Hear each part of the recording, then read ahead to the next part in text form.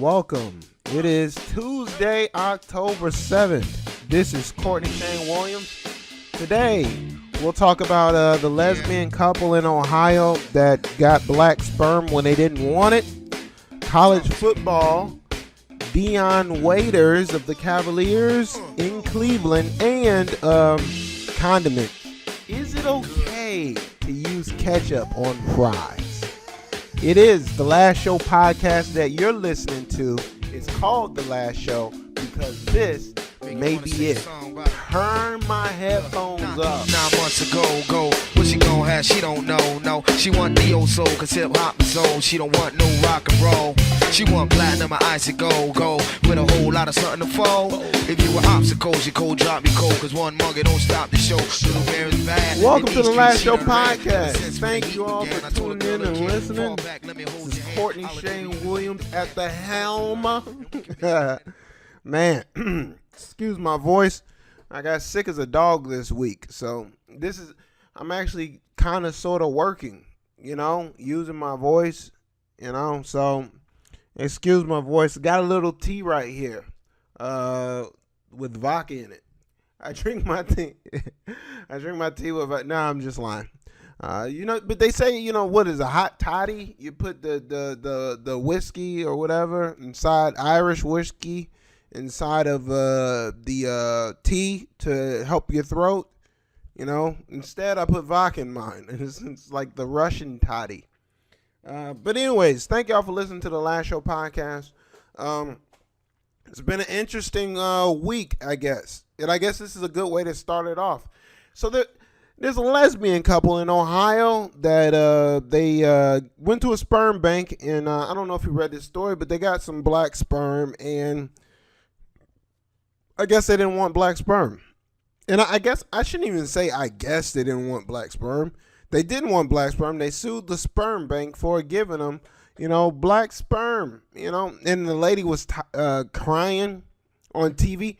I didn't watch the TV interview, but I saw the picture of her crying on TV.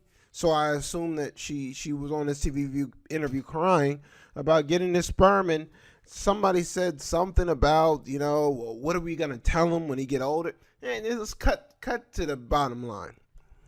The people that are objecting to them being upset that they got black sperm, I don't really get it. I don't understand how you can argue against them. If you go somewhere and they don't give you what you ordered, you have the right to take out whatever repercussions you can. Yes, should they love any baby? I guess we should all love any baby. But what if it's not the baby that belongs to us? Hypothetically, what if you get home and there's a Samoan baby in your living room and you're not Samoan and you don't own any Samoan babies and you didn't order a Samoan baby and it's just chilling playing PlayStation? Like, are you not going to call the police? Are you going to love it like your own? I mean, come on, let's be honest. So if they were like, torturing the kid or not feeding it or, throwing it out the house, that's one thing. I guess they want their money back. I mean, let's start there. I mean, they got to get their money back, at least. I mean, because they didn't do their job. I don't know how you file sperm when that's your only job, but I don't know. It's weird. But I do understand it. I mean, and part of me does sympathize with them in a way, because even though they might not want it, they did obviously want to have a child, and they, physically can have a child. So, to have an experience that you thought was going to be what you wanted it to be, given all the complications already, and then to have it turn out like this, and now you got to be the public voice of saying, hey, we didn't want this baby, and you take the baby back, or I don't even know what you do at that point. I think you keep the baby. But the sperm bank has to give you, food for the baby. It's kind of like child support. That's what, boom, I got the solution. You keep the baby, but the sperm bank pays child support. So you get you get a portion of the profits that they make. So if they made, $100,000 last month, you get, 10%. You get like $10,000. It's like if you were to have a child with somebody that played in the NFL. Let's say the father was Adrian Peterson. Hypothetically, don't let him babysit your kid, by the way. But hypothetically, let's say it's Adrian Peterson, you get a portion of what Adrian Peterson makes to support your child. That's what I think. Just, and those people actually did want to have a child or did have a child consensually with, somebody that was a professional athlete or somebody that was an actor that made all this money. They didn't consensually have a child with this sperm bank. They got raped. This is what I'm trying to say. Did they get raped? I think I'm going way too far. But I sympathize with the whole situation. And personally, I don't understand, especially all of my friends.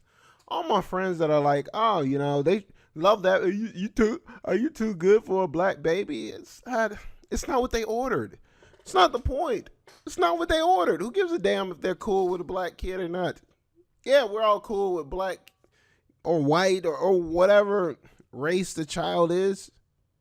But it's not what they ordered, dude. And these are my same friends that will send food back to a restaurant. I wanted mashed potatoes. They gave me baked potatoes. What does it matter? It's all potato. You're too good for a blooming onion. I mean, come on. So enough. Stop. Leave them lesbians alone. This week, that's all I got for pop culture, by the way. That's it. I like to start with pop culture, so I don't turn everybody off at the beginning of the podcast. I'll turn you off now. Big college football weekend. Saturday was incredible. I was sick as a dog, drinking tea with vodka in it and taking Benadryl. But occasionally, in and out of consciousness, all these games. The best part about the football games is they were staggered by like the endings. It seems like were staggered by like 5 minutes. So the upsets just started coming in like back to back to back to back. So I'm flipping back and forth. And full disclaimer, I'm an Ohio State fan. So the more other teams lose, the better it is for me. Because Ohio State's not a very good team. I'll tell you that. Ohio State's a good team. They're not a great team. They're not a national championship team. And even though I'm a fan, I don't want to necessarily see them go to a championship where they're going to get their ass kicked again. That's never fun. I'd rather you not go in the first place. But in the back of my mind, I'm like, well, if enough teams get in there that I know we can beat, it's good for my team. So I'm rooting for everybody to lose. So, but I had special attention on Notre Dame. I really thought Notre Dame, I don't know how the heck I do know how they won the game at the end. God was wide open in the end zone. But I had special attention on Notre Dame. I love seeing Notre Dame lose. No matter what. I just like to see them lose because, I don't know. I think it's the tradition. I'm an anarchist, so I like seeing them lose. So I'm watching Notre Dame. Then I'm flipping back. I'm like, oh, Oklahoma, TCU. And then I'm flipping back. And then the Ole Miss, Alabama. That was great. Because beginning of the second half, I mean, you thinking Ole Miss, they about to get that wax. And they caught that one pass, dude on the sideline. I don't even know his name. I just call him dude. Dude on the sideline caught the ball, and he did that Crabtree move where he spinned out and went to the touchdown. Then I'm flipping back. I see Mississippi State, Texas A&M, and they was getting that hammer. So I went off that game.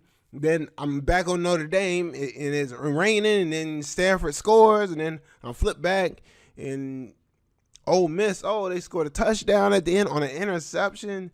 Flip back, Notre Dame scores a touchdown. And then, boom, TCU beats Oklahoma. And I'm like, holy smokes, this is great.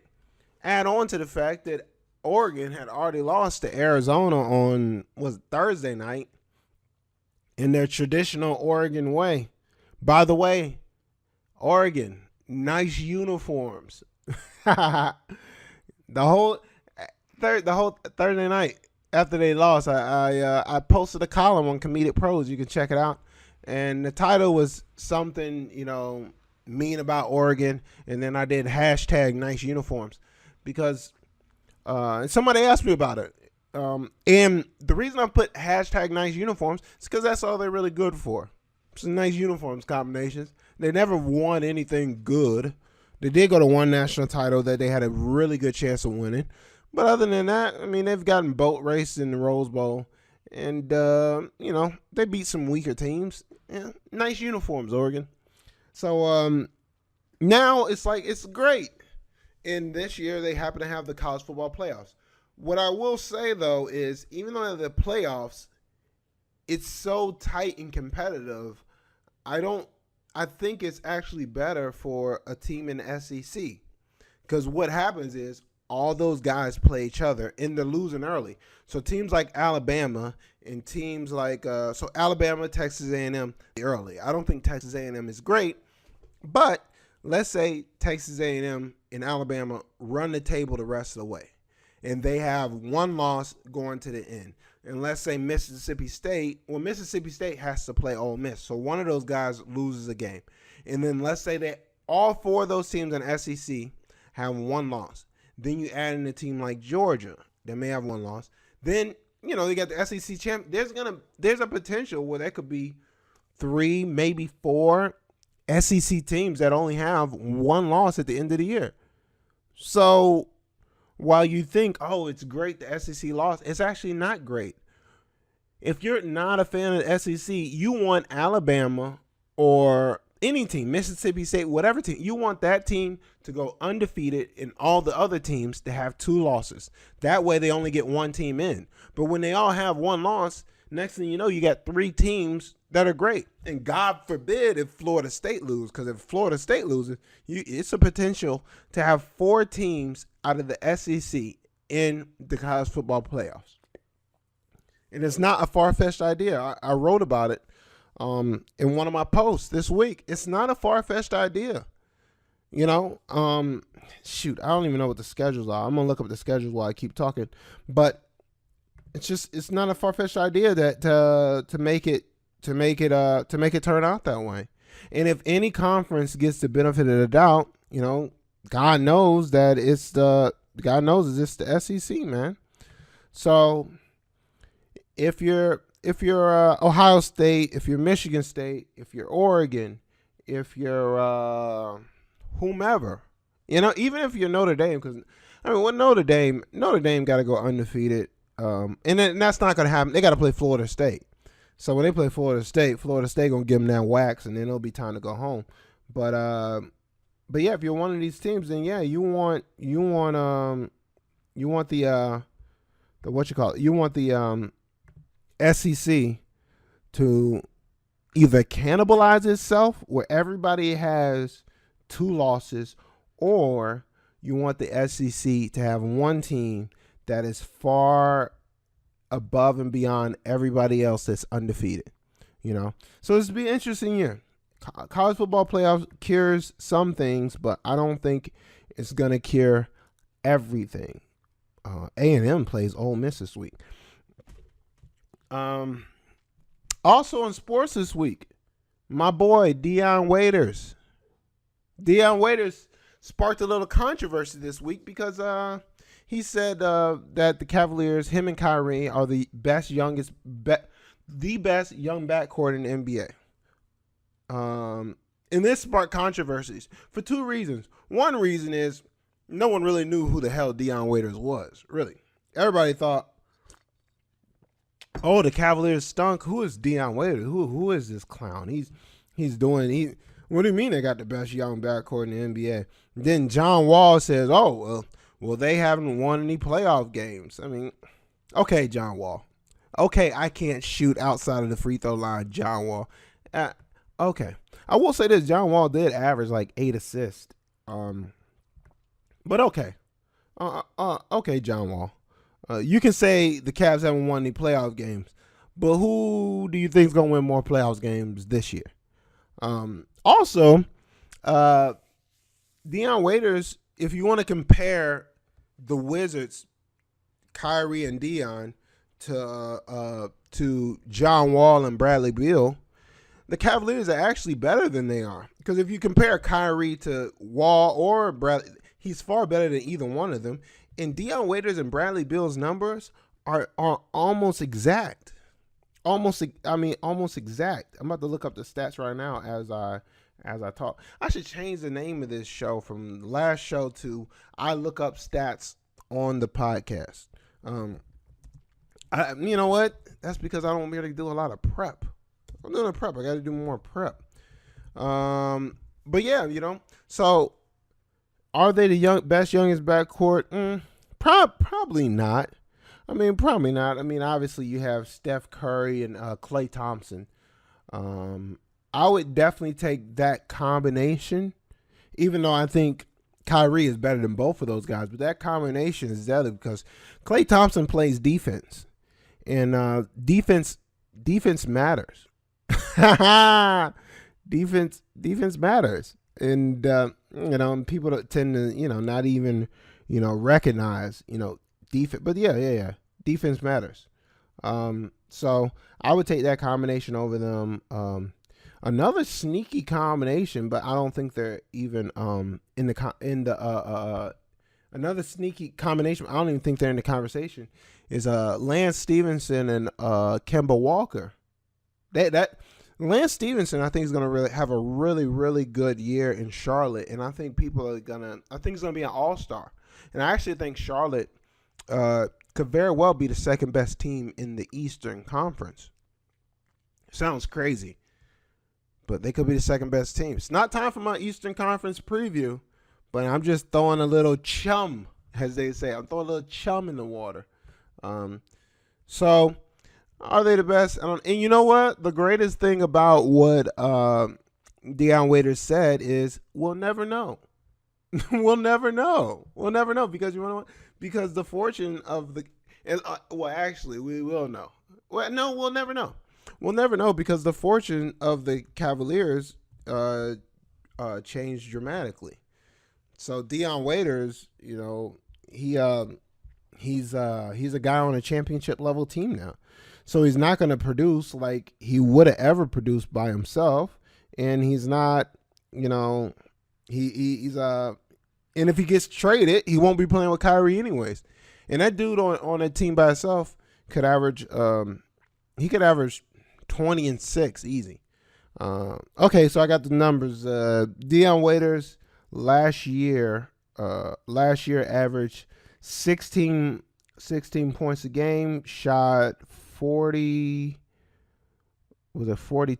from the field. He shot 42% from the field, 16 points a game, 42%, and 34% from three.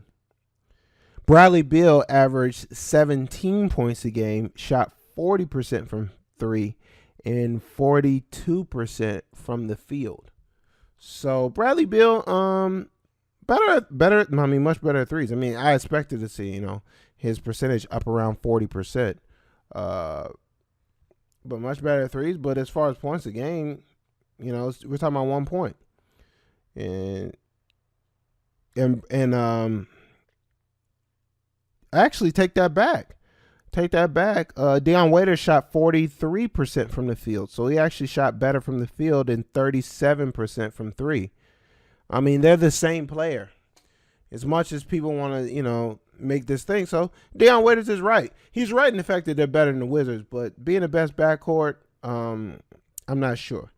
I'm not sure about that. I don't think that's true. But one thing is for sure. Everybody knows who Dion Waiters is. And everybody thinking, oh, well, Dion Waiters, just shut up. No, this is Dion Waiters. Welcome. Dion Waiters may get traded from the Cavaliers. There was rumors that he could go for Roy Hibbert. I don't think that's a good move to make because if you trade Dion Waiters, well, then who's going to start at guard? What, Ray Allen? If they sign Ray Allen, Mike Miller, James Jones, that drop off from Dion Waiters to them is huge. But the upgrade isn't enough at the middle to pick up Roy Hibbert. Honestly, Roy Hibbert, I'd rather play Tristan Thompson at the center position and just have him run the floor. We're very inside Cavaliers basketball. I'd rather have him just run the floor, man. And Dion Waiters is the irrational confidence guy of the team. And someone said it great. I think it was Dan Lebertard said Dion Waiters, or no, it was Bomani Jones said Dion Waiters is a better version of Mario Chalmers, and he nailed it. He is. He's a much better than Mario Chalmers, significantly better, and he don't give a damn, dude. You gotta understand this about like the national media and everybody in the sports, casual sports fans don't know. Dion Waiters don't give a damn, dude. He didn't like Kyrie Irving, and maybe they got along now. I mean, they're young players trying to figure it out, but they didn't mesh, and Dion Waiters didn't give a damn. Not only that, Dion Waiters was in trade rumors all year long, and the more trade rumors he was in, the better he played. The better and better and better he played. By the end of the year, I wonder what his splits were. By the end of the year, Dion Waiters was the most productive player on the team. So I question a lot of things about, his, what is he thinking, or what is, where does he fit in? Is he talking too much? But one thing I don't question, I don't question his heart. Period. When the ball go up, in that way, he reminds me of Allen Iverson in the sense that dude brings drama, lots and lots of drama that you may not want, but he comes and he balls out and he plays.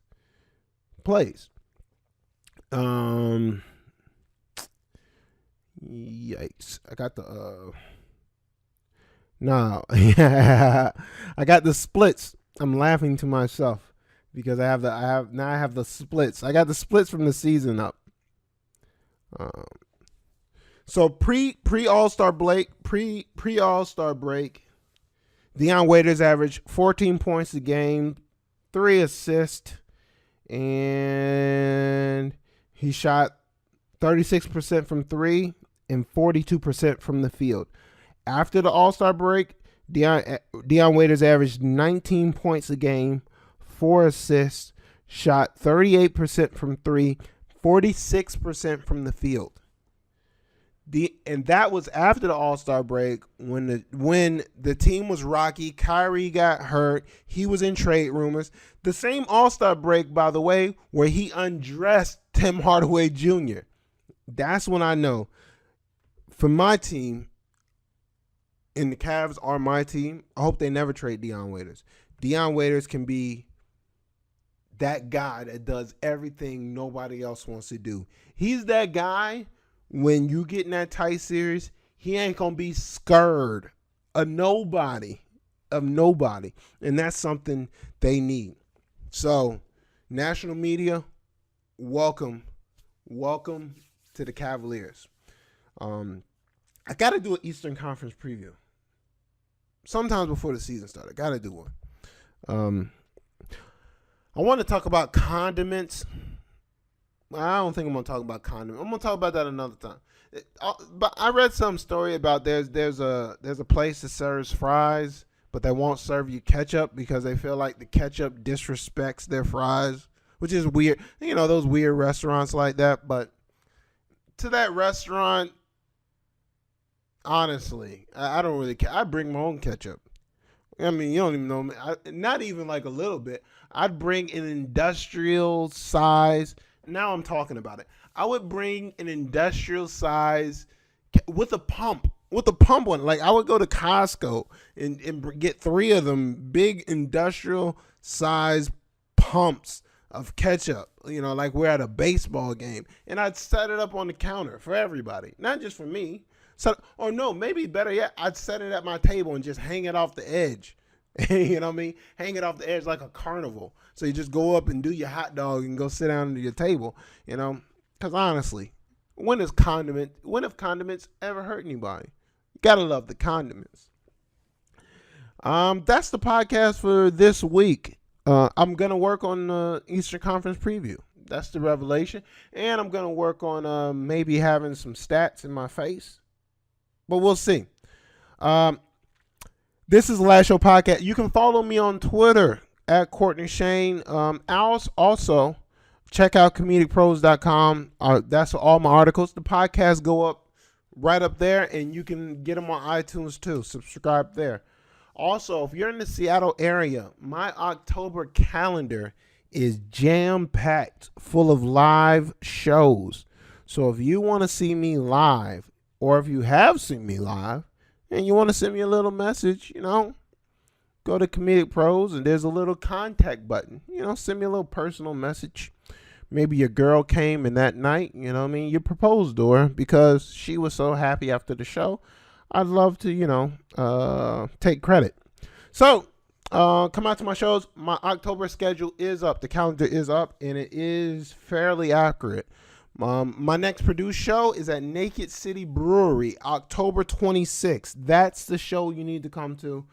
We have a really great lineup this month. We have Yogi Pollywall, who's actually moving to New York, and we have Yogi Pollywall. We have Hans Kim, who's a very funny Seattle guy, and we also got one more guy on the dang, I forgot his name, but we got another guy on the schedule too. I think of his name. Give me 2 seconds. All right. The name slips on my mind. But, we got Hans Kimball and Scott Lassie. Scott Lassie, also a Seattle guy. So come out to the show. You can get your tickets now on Brown Paper Tickets. Type in Tap House Sessions, and it's October 26th. Get your tickets.